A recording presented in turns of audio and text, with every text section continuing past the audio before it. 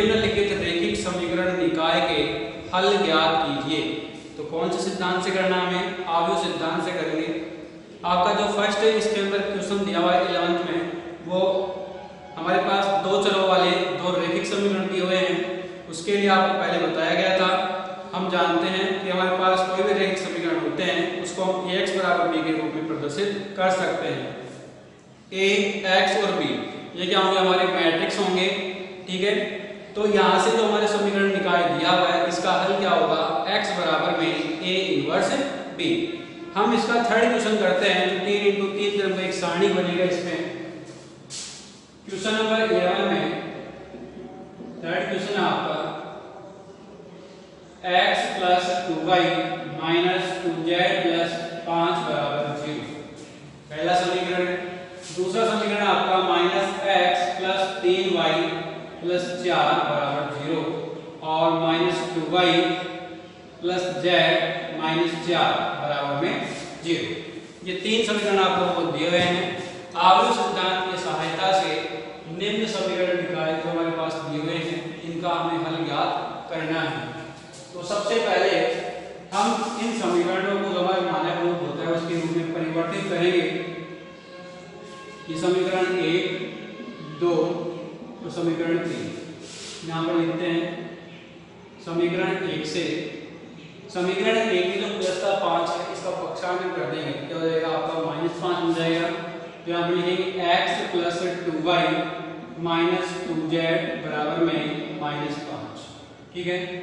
समीकरण 2 की बात करते हैं तो समीकरण 2 से यह आपका आ जाएगा -x + 3y बराबर में -4, क्योंकि 4 इधर कैसा है? प्लस का। समीकरण 3 की बात करें तो समीकरण 3 से -2y + z बराबर में जो -4 है उसका पक्षांतर करते हैं, कैसा हो जाएगा आपका? +4। अब जो आप दूसरा समीकरण देख रहे हैं इसमें x है, y है, ठीक है। z नहीं दिख रहा है तो हम z को लिख सकते हैं 0 × में z, अर्थात जो z है उसका गुणांक कितना है? हमारा 0 है। इसी प्रकार समीकरण नंबर 3 की बात करें इसमें y और z हमें यहाँ पर दिया हुआ है, x नहीं दिया हुआ है, इसमें निकल जाएंगे 0 × में x। जबकि जो आपका समीकरण 1 है उसमें तीनों चर हैं x, y और z। तो हमारे पास यहाँ पर तीन चरों वाले तीन रैखिक समीकरण निकाय दिए हुए हैं। तो हम यहाँ से इसको हल करेंगे आव्यूह सिद्धांत से। यहाँ पर समीकरण नंबर 4, 5 और 6 यहाँ पर लिखते हैं कि हम निम्न रैखिक समीकरण निकायों को रैखिक समीकरण या रैखिक समीकरणों को ax बराबर b के रूप में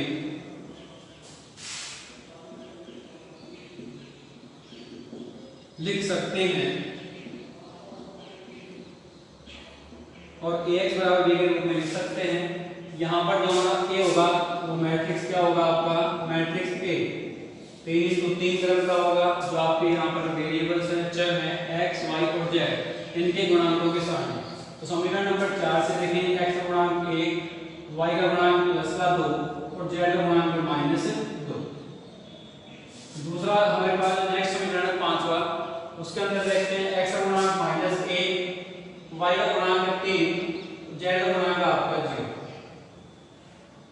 जो छठा समीकरण है उसमें देखेंगे तो x का गुणांक हमें कितना मिलेगा? 0, y का गुणांक -2 और z का गुणांक +1। यह आपका हो गया मैट्रिक्स A। मैट्रिक्स A हो गया। x की बात करते हैं तो x क्या होता है? हमारा जो हमारे चर दिए हुए हैं उनका एक स्तंभ आव्यूह। तो जो हमारे चर है क्या है? x, y और z। इसको एक स्तंभ के रूप में दर्शाते हैं। इसमें केवल एक स्तंभ होगा, ठीक है। तो हमारे पास एक स्तंभ आव्यूह है किसके लिए? चरों के लिए। और जो तीसरा है आपका मैट्रिक्स B। मैट्रिक्स B होता है समीकरणों के बराबर में जो कांस्टेंट राशियां दी हुई हैं, हमें कांस्टेंट वैल्यू दी हुई हैं, उसका मैट्रिक्स बनाएंगे। वो भी कैसा होगा? कॉलम मैट्रिक्स होगा, स्तंभ आव्यूह होगा। तो -5, -4 और +4 हमने यहाँ पर मैट्रिक्स लिख लिए हैं। यहाँ पर लिखते हैं अतः आव्यूह सिद्धांत से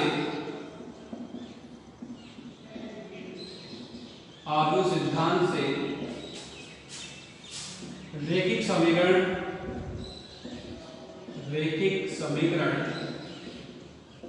निकाय का हल, और रैखिक समीकरण निकाय का जो हल होगा वो क्या होगा आपका x बराबर a इनवर्स मल्टीप्लाई में जो मैट्रिक्स A है इसका इनवर्स निकालते हैं, इनवर्स मैट्रिक्स निकालते हैं पहले और उसको मल्टीप्लाई कर देंगे मैट्रिक्स B से, वो किसके बराबर होगा आपका जो मैट्रिक्स X है, ठीक है।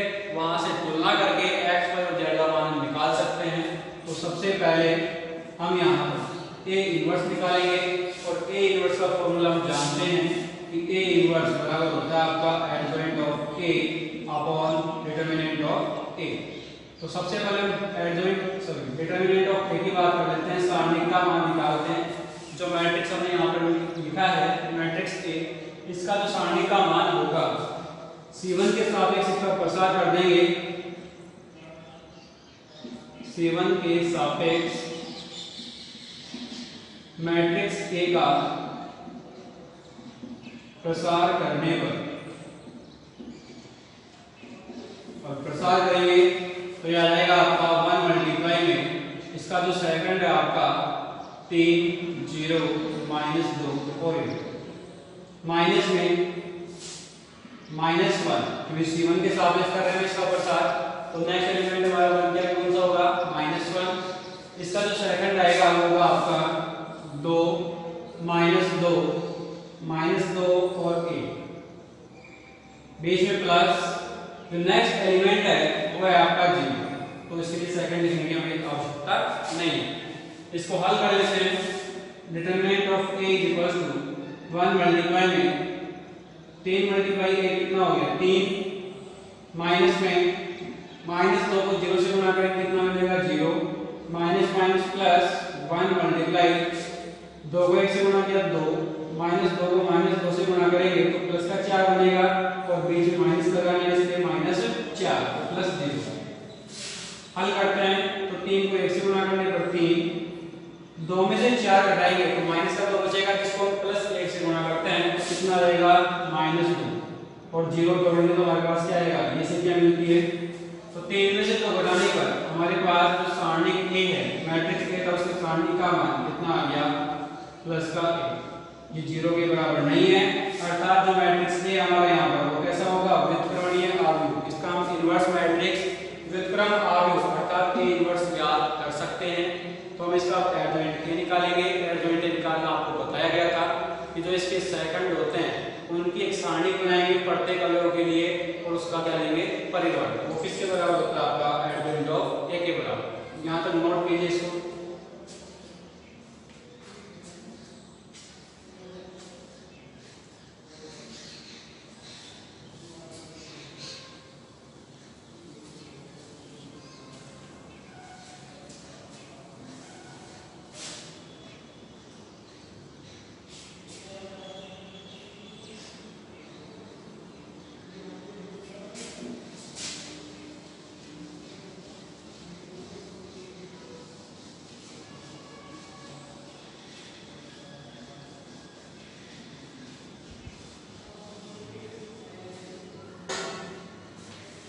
चलिए एडजॉइंट ऑफ A निकालते हैं। Adjoint of A is equal to हमारे पास मैट्रिक्स बनाएंगे सबसे पहले।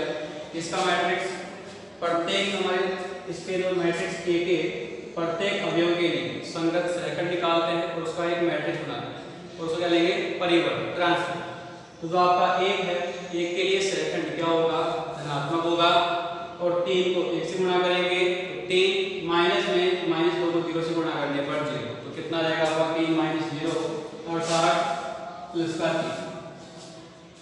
2 की बात करते हैं तो 2 के लिए कैसा होगा सेकंड ऋणात्मक होगा तो माइनस लगा देते हैं पहले। इसका जो सेकंड आएगा वो क्या होगा -1 को 1 से गुणा करेंगे तो माइनस का 1 और 0 को 0 से गुणा करने पर 0, तो -1 मिलेगा तो माइनस क्या हो गया आपका प्लस का 1। -2 की बात करें तो -2 के लिए -1 को -2 से गुणा करेंगे तो प्लस का 2 और 3 को 0 से गुणा करने पर 0, ठीक है, तो हमारे पास इसका सेकंड प्लस का है और हमें कितना मिल रहा है, सेकंड 2 ही मिलेगा। अब दूसरी पंक्ति में चलते हैं, तो -1 जो एलिमेंट है इसके लिए सेकंड कैसा होगा, ऋणात्मक, और ऋणात्मक होगा तो यहाँ पर माइनस लगाते हैं और यहाँ पर जो -1 है पहले इस पंक्ति और दूसरी पंक्ति को छोड़ते हुए 2 को 1 से गुणा करेंगे तो 2 माइनस में -2 को -2 से गुणा करने पर प्लस का 4, 2 - 4 कितना हो गया हमारा, माइनस का 2, तो माइनस पहले से लगा हुआ है तो इसमें कैसा हो जाएगा, प्लस का 2। जो 3 है, 3 के लिए जो सेकंड होगा कैसा होगा, धनात्मक होगा, और क्या होगा, 1 को 1 से मल्टीप्लाई करेंगे, ठीक है, 1 हो गया, 0 को -2 से गुणा करने पे कितना आएगा, 0, तो कितना आएगा हमारे पास सेकंड इसका, प्लस का 1। जो नेक्स्ट एलिमेंट है आपका 0, इसके लिए सेकंड की बात करते हैं, कैसा होगा, ऋणात्मक, और ऋणात्मक होगा तो यहाँ पर माइनस लगाएंगे। दूसरी पंक्ति और तीसरे स्तंभ को छोड़ते हुए 1 को -2 से गुणा करते हैं, माइनस का 2, और 0 को 2 से गुणा करने पर 0, तो -2 आएगा, तो कितना हो जाएगा, माइनस प्लस का 2, ठीक है। और जो हमारा नेक्स्ट एलिमेंट है 0, तीसरी पंक्ति का, इसके लिए सेकंड होगा हमारा धनात्मक, और इसका सेकंड होगा 2 को 0 से गुणा किया 0, माइनस में 3 को -2 से गुणा करेंगे तो माइनस का 6, और माइनस से मल्टीप्लाई करेंगे तो हमारे पास क्या मिलेगा, प्लस का 6। नेक्स्ट एलिमेंट है हमारा -2 के लिए सेकंड देखें तो 1 इंटू में 0, पहली बात तो सेकंड कैसा होगा, ऋणात्मक, तो पहले माइनस लगाओ यहाँ पर, 1 को 0 से गुणा किया 0, माइनस में जो -1 है उसको -2 से गुणा करते हैं तो प्लस का 2 मिलेगा, ठीक है, तो 0 - 2 कितना आएगा, माइनस का 2, और माइनस पहले से लगाओ इसमें कैसा हो जाएगा, प्लस का 2, ठीक है। लास्ट एलिमेंट 1 के लिए जो सेकंड की हम बात कर रहे हैं, धनात्मक होगा, 1 को 3 से गुणा करेंगे तो 3, माइनस 1 को 2 से गुणा करेंगे तो माइनस का 2, अब माइनस और माइनस प्लस होके क्या बन जाएगा, 3 + 2, तो कितना होगा हमारा 5, तो यहाँ पर ये +5, और इसका क्या लिखेंगे, ट्रांसपोज अर्थात परिवर्त, तो यहाँ से परिवर्त निकालते हैं इसका, 3 जो पंक्ति है उसको स्तंभ बनाएंगे, 1 2 2 1 2, और यहाँ पर जाएगा 6 2 और 5, ये हो गया आपका एडजॉइंट ऑफ ए इनवर्स की बात करते हैं, तो ए इनवर्स होता है आपका adjoint A upon determinant of A, तो यहाँ से लिखेंगे अतः ए इनवर्स बराबर एडजॉइंट ऑफ ए कितना है हमारा, 3 2 6 1 1 2 2 2 और 5, इसमें डिवाइड करते हैं किसका, डिटरमिनेंट ऑफ ए, सारणिक ए का मान कितना है, 1 है, और ए का डिवाइड करेंगे तो कितना मिलेगा हमें, ए सारणिक मिलेगा, ठीक है, तो एडजॉइंट ए हो किसके बराबर आ गया, ए इनवर्स के बराबर आ गया, ए इनवर्स का मान निकाल लिया है, तो जो हमारा जो इसका हल है x बराबर a इनवर्स b, यहाँ पर a इनवर्स का मान रखते हैं, b का मान रखेंगे और इसको क्या करेंगे, मल्टीप्लाई करेंगे।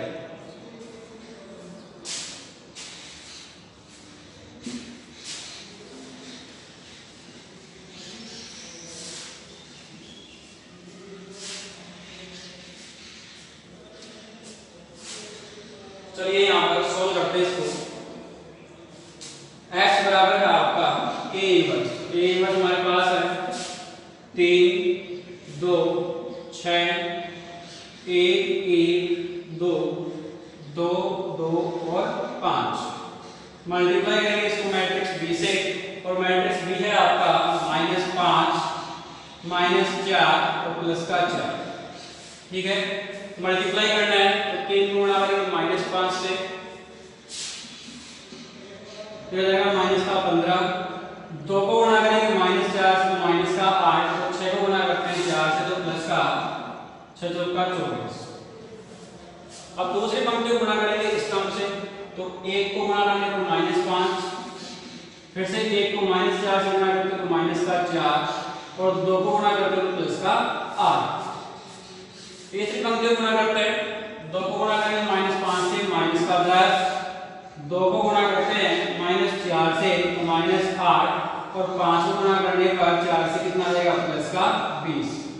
हल करेंगे इसको, x आपका कितना है, x y और z,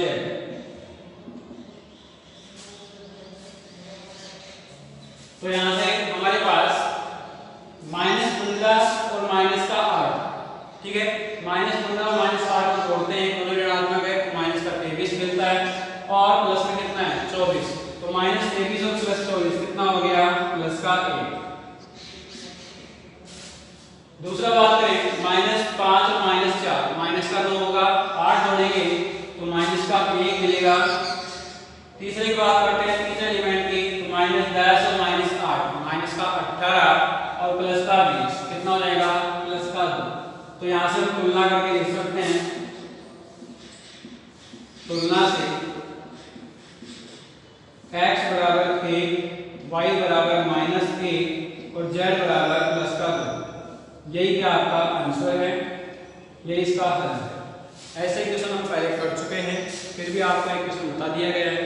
बाकी इसके जो 11 क्वेश्चन के दोनों क्वेश्चन आपको खुद को करने हैं, नोट करिए इसको यहाँ तक।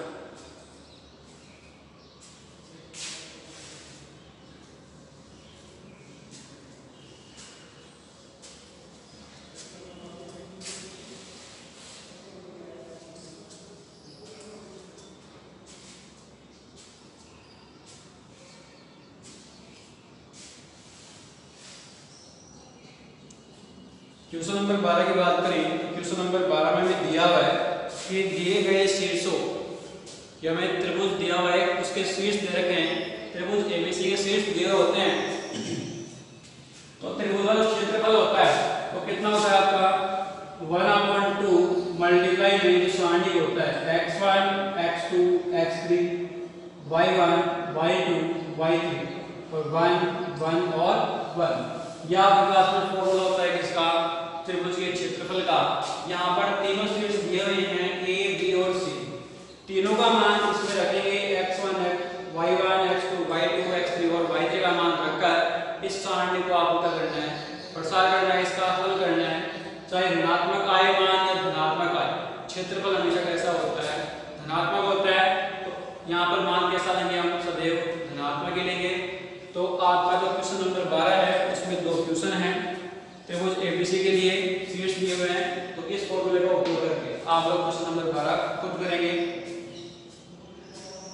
आगे देखते हैं क्वेश्चन नंबर 13, और क्वेश्चन नंबर 13 में आपको दिया हुआ है कि बिंदु 2, -3, लैम्बडा, -2 और 0,5 संरेख है, तो लैम्बडा का मान ज्ञात कीजिए।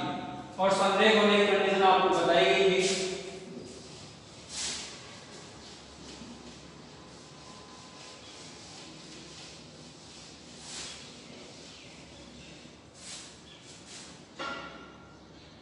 तो संरेख होने की जो आवश्यक शर्त है, संरेख होने की आवश्यक शर्त, और आवश्यक शर्त हमारी ये होती है कि जो त्रिभुज का क्षेत्रफल होता है वो किसके बराबर होता है 0 के बराबर।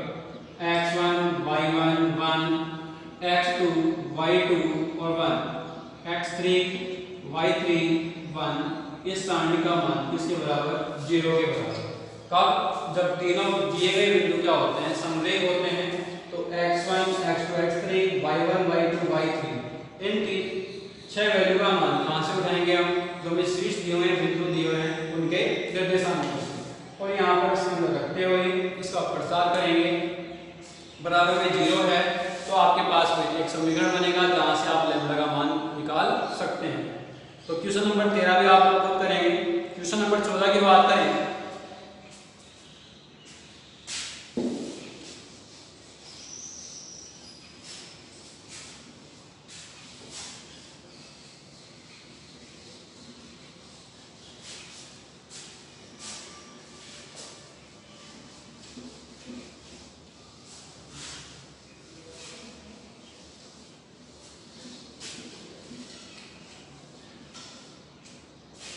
जो नेक्स्ट क्वेश्चन आपका क्वेश्चन नंबर 14, इसमें दिया हुआ है मैट्रिक्स ए ज्ञात कीजिए, और मैट्रिक्स है आपका, इसके लिए आपको समीकरण दिया हुआ है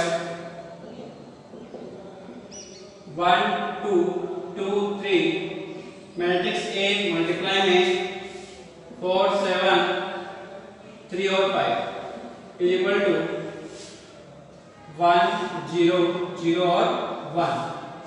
हमें यहाँ पर जो आव्यूह ए है मैट्रिक्स ए है वो ज्ञात करना है। तो सबसे पहले अब देखिए कि हमारे पास यहाँ पर 2 × 2 क्रम का है, ये भी कितने क्रम का है 2 × 2 क्रम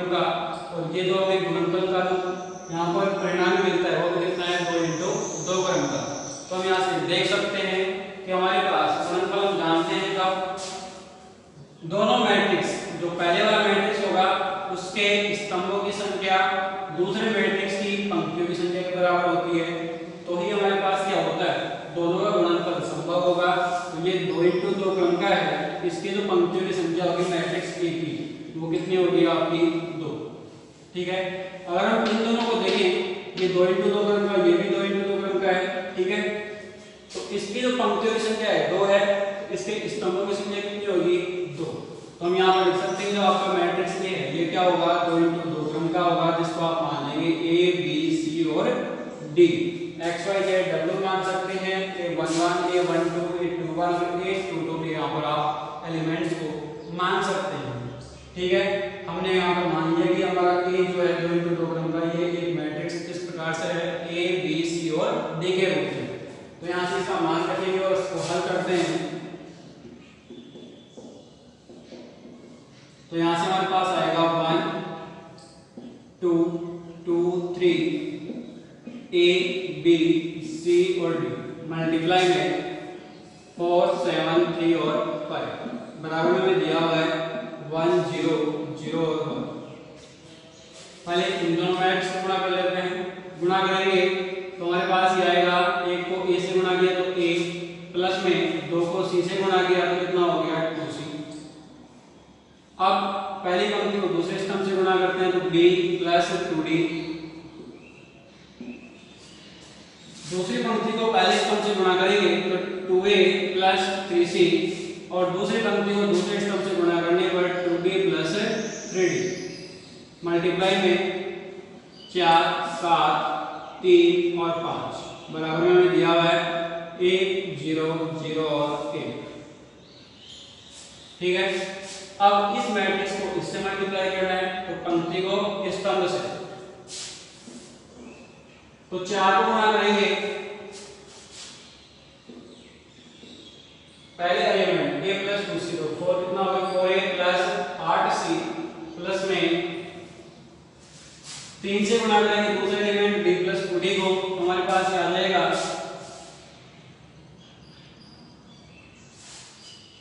3b प्लस 6d। अब जो आपकी पहली पंक्ति है इसको आप दूसरे स्तंभ से गुणा करेंगे, यहां पर आएगा 7a प्लस 14c प्लस में 5 को गुणा करते हैं b प्लस 2d से तो 5b प्लस 10d। दूसरी पंक्ति है आपकी, इसको गुणा करेंगे पहले स्तंभ से, यहाँ पर आएगा आपका 8a प्लस 12c प्लस में जो दूसरा एलिमेंट है 2b प्लस 3d, इसको मल्टीप्लाई करेंगे दूसरे स्तंभ से, सॉरी इसको 3 से गुणा करेंगे तो हमारे पास आएगा 6b प्लस 9d। अब जो दूसरी पंक्ति थी इसको मल्टीप्लाई करेंगे दूसरे स्तंभ से, तो यहाँ पर पहले 7 को मल्टीप्लाई करते हैं 2a प्लस 3c, तो ये हो जाएगा 7 दूनी 14 प्लस 7 के 21c प्लस में 5 को मल्टीप्लाई करेंगे 2b प्लस 3d से तो 10b प्लस 15d और इज इक्वल टू आपका 1 0 0 और 1। ठीक है, मल्टीप्लाई कर लिया हमने, अब तुलना करेंगे तो तुलना करने पर जो इसके संगत अवयव होंगे वो क्या होंगे बराबर होंगे, तो यहाँ से ये आ गया 4a plus 8c plus 3b और प्लस में 6d इज इक्वल टू 1। दूसरा समीकरण बनेगा 7a plus 14c plus 5b और प्लस में 10d इज इक्वल टू 0। आगे देखते हैं तो 8a plus 12c plus 6b plus 9d is equal to 0 और लास्ट समीकरण है आपका 14a plus 21c plus 10b और प्लस में 15b इज इक्वल टू 1। समीकरण 1 2 3 और 4 हमारे पास 4 वेरिएबल हैं, 4 अज्ञात राशियां हैं और 4 ही हमारे समीकरण हैं। इन समीकरणों का उपयोग करते हुए हम यहाँ से ABCD का मान निकालेंगे, उनको कहाँ पर रखेंगे, जो मैट्रिक्स ए दिया हुआ जो हमने माना था उसमें ABCD का मान रख देंगे तो हमारे पास यहाँ से हमें मैट्रिक्स ए मिल जाता है। तो यहाँ तक नोट कीजिए और इसके बाद में इन चारों समीकरणों का उपयोग करते हुए चाहे प्रतिस्थापन विधि लगाओ या फिर विलोपन विधि लगाइए, जैसे भी आप चाहें वैसे कर सकते हैं और एबीसीडी का मान निकालिए।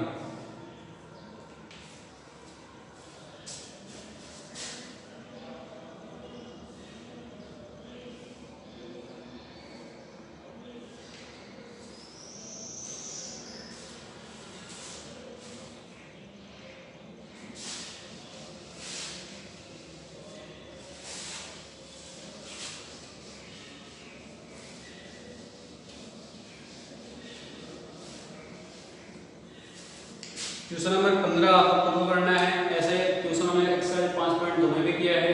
क्वेश्चन नंबर 16 की बात करते हैं। तो क्वेश्चन नंबर 16 में आपको दिया हुआ है कि यदि ए मैट्रिक्स ए दिया हुआ है ए बी सी और चौथा एलिमेंट इसका 1 प्लस बी सी अपॉन सी, तो इस मैट्रिक्स के लिए ए इनवर्स ज्ञात कीजिए और दर्शाइए कि, और अभी यहाँ पर शो करना है कि यहाँ पर a इंटू में a inverse is equal to A square plus B C plus 1 multiply में i is equal to minus में a मल्टीप्लाई a, इसके बराबर होता है। तो सबसे पहले a इनवर्स निकालते हैं। 2 इंटू 2 क्रम का सारणी का हमारा, तो डिटरमिनेंट ऑफ a सारणी का मान कितना हो जाएगा, a मल्टीप्लाई में क्रॉस मल्टीप्लाई करेंगे 1 प्लस सॉरी यहाँ पर है 1 plus B C upon a minus में बी सी, a से a कैंसिल, कितना बचेगा 1 plus B C minus B C, B C से बी सी कैंसिल हो गया, कितना आ गया हमारा सारणी a का मान 1 आ जाएगा। अब हम बात करते हैं a इनवर्स। तो a इनवर्स के लिए फॉर्मूला होता है adjoint a upon determinant of a। Adjoint A निकालते हैं और 2 इंटू 2 क्रम के सारणी के लिए हम जानते हैं कि जो हमारे मुख्य एलिमेंट के अवयव होते हैं इनको प्रतिस्थापित कर देते हैं। तो 1 प्लस बी सी अपॉन ए और यहाँ पर आ जाएगा नीचे ए। बाकी के एलिमेंट होते हैं उनका चिन्ह बदल देंगे, तो यहाँ पर माइनस बी और यहाँ पर कितना आएगा माइनस का सी। ठीक है, तो यहाँ से हम लिख सकते हैं ए इनवर्स बराबर में, ए इनवर्स का फॉर्मूला लिखेंगे पहले, adjoint a upon determinant of a is equal to 1 upon 1 और यहाँ पर 1 plus B C upon a minus b minus c और a, यहाँ से आ गया a इनवर्स। अब हमें यहाँ पर सिद्ध करना है कि a इंटू a इनवर्स बराबर में ये होता है, इसके लिए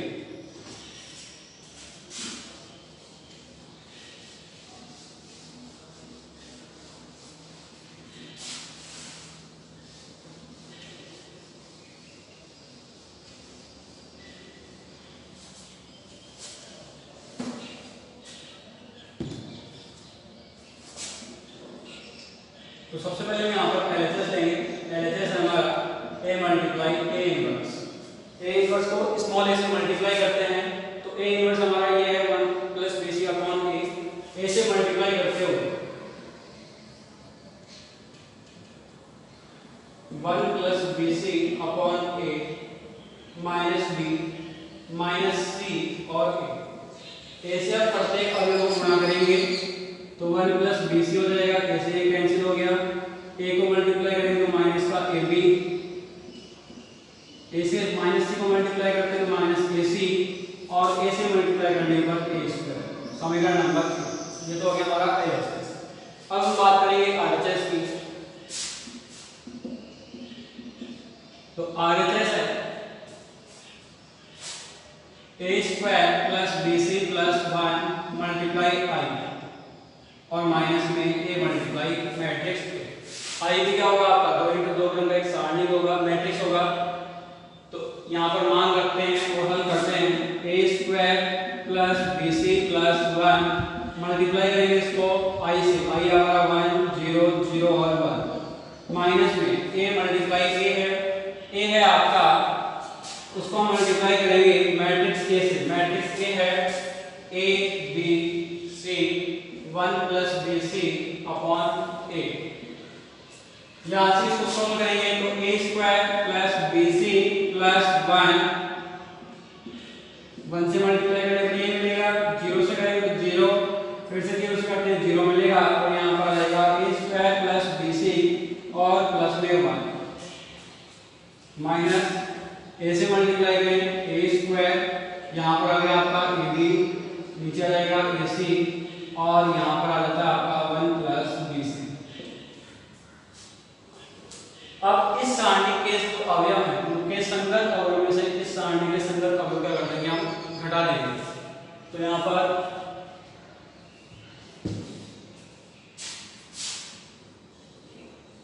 यह आएगा आपका a square plus BC plus 1 है, इसमें से a स्क्वायर घटाएंगे कितना बचेगा, 1 प्लस BC बचेगा, तो 1 प्लस BC।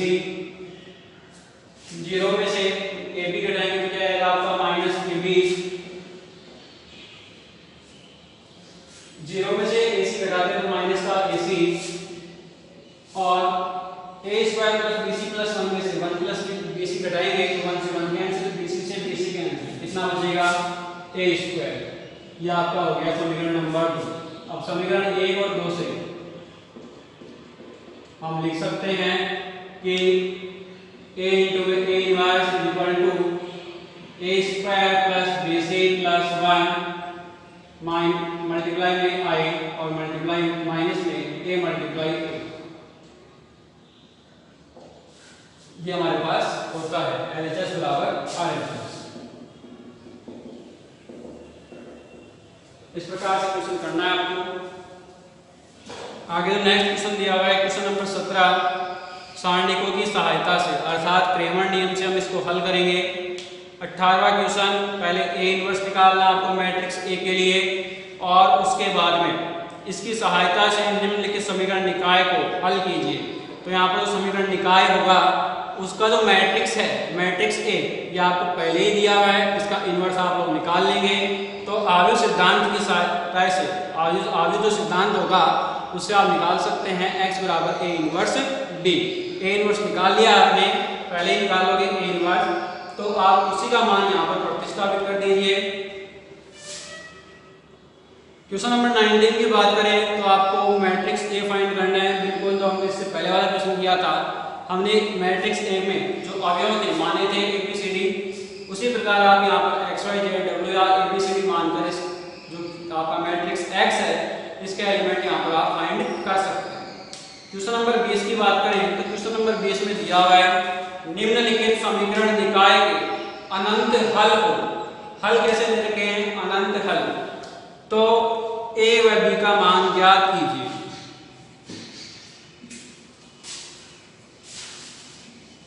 अब देखिए क्वेश्चन नंबर 20 के अंदर आपको अनंत हल दिए हुए हैं, तो अनंत हल की हमने कंडीशन पढ़ी थी, यदि डेल्टा बराबर 0 हो और डेल्टा 1 बराबर डेल्टा 2 बराबर डेल्टा 3 बराबर में 0 होता है, तो जो हमारे समीकरण निकाय होते हैं हल कैसा होता है उसके, अनंत हल। कैसे हल होंगे उसके, अनंत हल होते हैं। तो यहाँ पर आप डेल्टा 1 डेल्टा 2 डेल्टा 3 का मान निकालेंगे, उन सभी को 0 के बराबर रखेंगे, तो वहां से आपके पास में A और B का मान यहाँ से आप निकाल सकते हैं। ठीक है, तो इसी के साथ में आपकी जो एक्सरसाइज 5 है कंप्लीट हो चुकी है।